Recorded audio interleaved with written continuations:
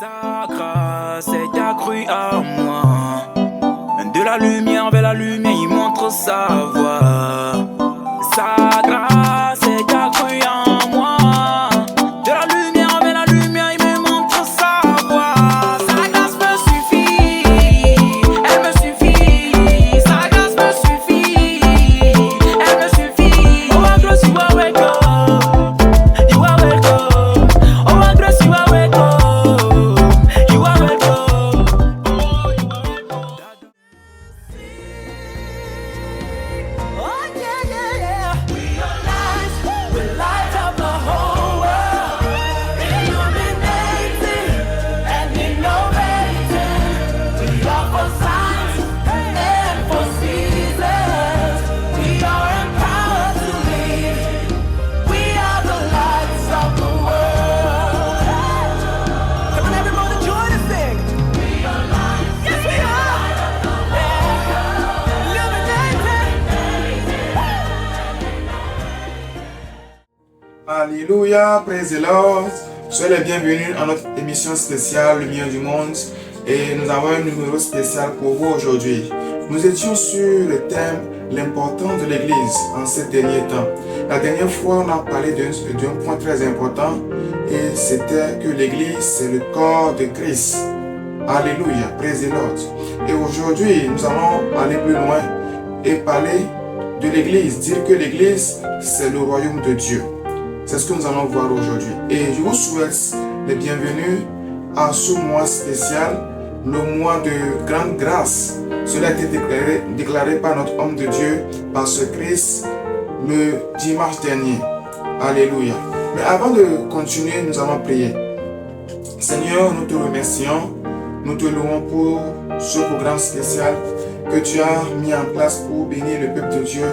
Merci pour l'influence de ton esprit dans nos vies et dans la vie de tous ceux qui vont suivre ce programme. Oui, ils seront bénis, instruits, inspirés pour faire de grandes choses dans le royaume de Dieu. Merci Seigneur. Nous avons prié au nom de Jésus-Christ. Amen. Ok, encore une fois, félicitations, soyez les bienvenus. Nous sommes à notre émission Lumière du Monde et nous allons parler encore de l'Église aujourd'hui. L'Église comme le royaume de Dieu. Je vais vous lire quelque chose dans le livre de l'Apocalypse chapitre 19, le verset 16.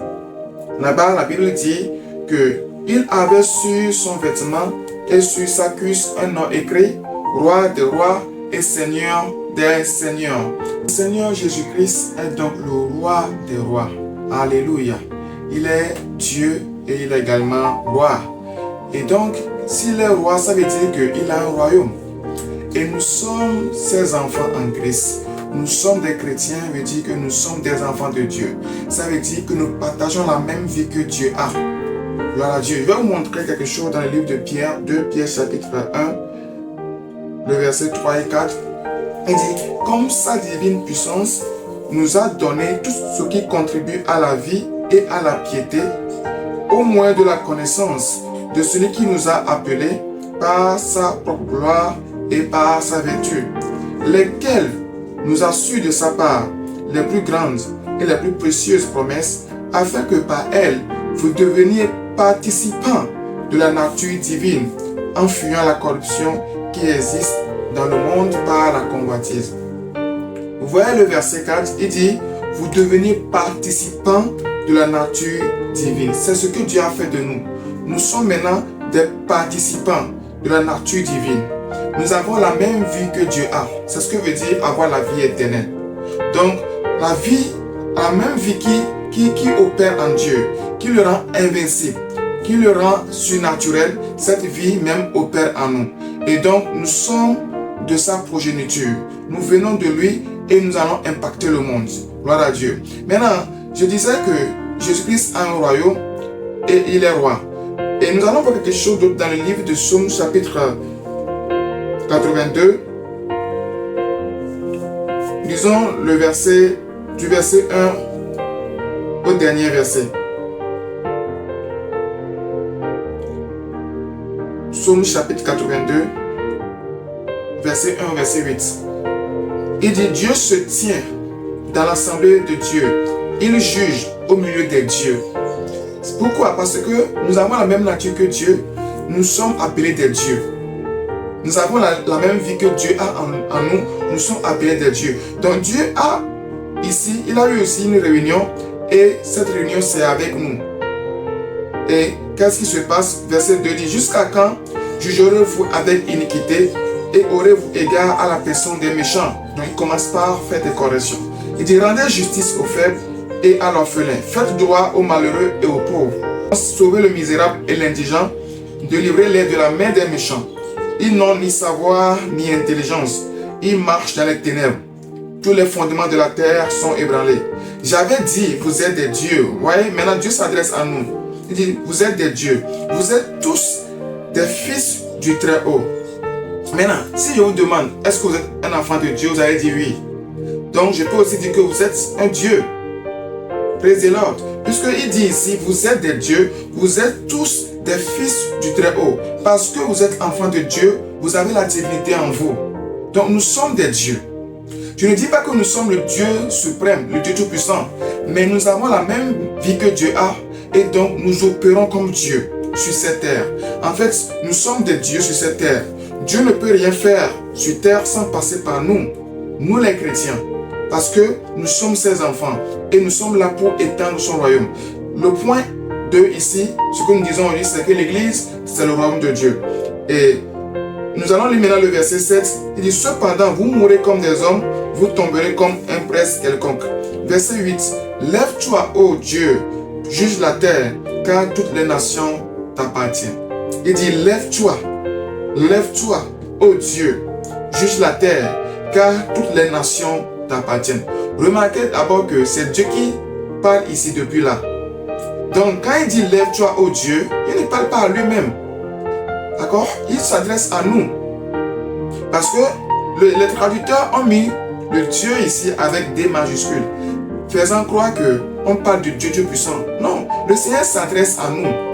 Il dit, lève-toi, ô Dieu, juge la terre, car toutes les nations t'appartiennent. Maintenant, il y a aussi dans Louis II une erreur de traduction ici, qui n'est pas dans les autres versions. Vous allez dans la Bible King James, c'est autre chose carrément. Je vais vous lire la Bible Darby, de ce même verset. Vous allez voir ce que je dis. Le psaume 82, le verset 8. Il dit, lève-toi Dieu, juge la terre, car tu hériteras toutes les nations. Il dit, car tu hériteras toutes les nations. Ça veut dire que ce n'est pas Dieu Tout-Puissant. Dieu Tout-Puissant ne peut pas hériter les nations, parce que les nations lui appartiennent déjà. Il parle de nous. C'est nous qui allons hériter les nations. C'est nous qui devons prendre possession des nations du monde. Donc, Dieu dit, nous devons nous lever et opérer comme lui, occuper la nation, ou bien les nations du monde. Alléluia. Et c'est ça le but de ce que Jésus-Christ est venu établir le royaume de Dieu sur la terre. Il veut qu'à travers son ministère sur terre, nous puissions étendre le royaume de Dieu un peu partout. Et c'est ce que nous appelons en fait le royaume des cieux.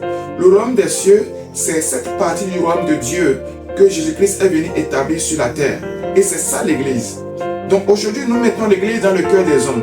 Nous amenons l'Église un peu partout dans le monde, sur des territoires, pour que les hommes puissent être sauvés et fonctionner comme des dieux sur la terre. Quand Dieu a créé l'homme, c'était le but. Le but, c'est que l'homme puisse gouverner la terre. Il dit domine, assujetti. D'accord? Donc, gouverner la terre, faire de grandes choses. Alléluia. Praise the Lord. Encore un ou deux versets et vous allez comprendre un peu plus ce que je dis aujourd'hui. Nous allons maintenant dans le Nouveau Testament. Suivez-moi s'il vous plaît. Nous allons lire maintenant le livre d'Apocalypse, chapitre 1, le verset 6. Ça, c'est le dernier livre de la Bible, Apocalypse, chapitre 1, verset 6. Je vais vous lire ça dans Louis II, c'est mieux. Donc, Jésus-Christ a fait de nous, un royaume, des sacrificateurs pour Dieu son Père. À lui soit la gloire et la puissance au siècle des siècles. Alléluia. Donc, il a fait de nous un royaume, des sacrificateurs pour Dieu son Père. Donc, nous formons aujourd'hui, tous les chrétiens dans le monde, nous formons aujourd'hui le royaume de Dieu sur la terre. nous sommes des sacrificateurs sur la terre. Praise the Lord. Une autre version dit, il a fait de nous des rois et des sacrificateurs sur la terre. Pourquoi? Parce qu'il veut que son royaume se répande à travers nous. Parce que le but de chaque royaume, c'est de pouvoir s'étendre. Alléluia. Le royaume de Dieu est un royaume spirituel. Mais ce royaume a voulu s'étendre sur la terre. Et il veut s'étendre à travers les hommes. Et ce royaume est gouverné par Dieu le Père. Alléluia. Mais je vais vous lire un autre verset qui va dans le même sens que ce que je viens de lire. Dans le livre de Pierre, 1 Pierre chapitre 2, disons le verset 9.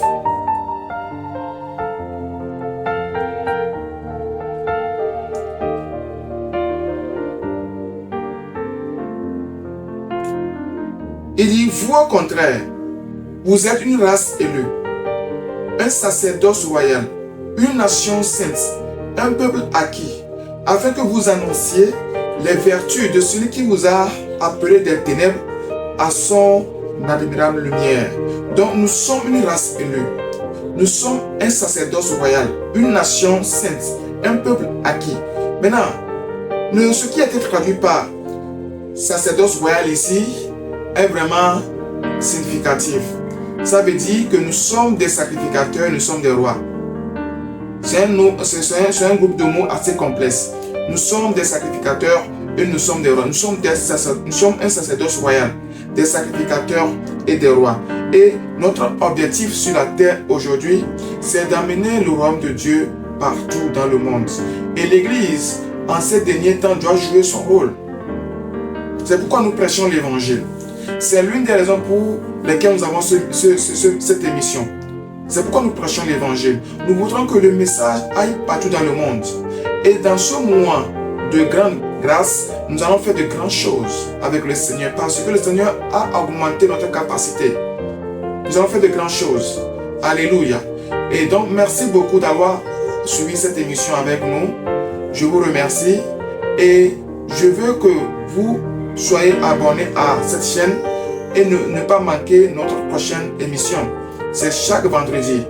Alléluia. Passez une très bonne journée et que le Seigneur vous bénisse.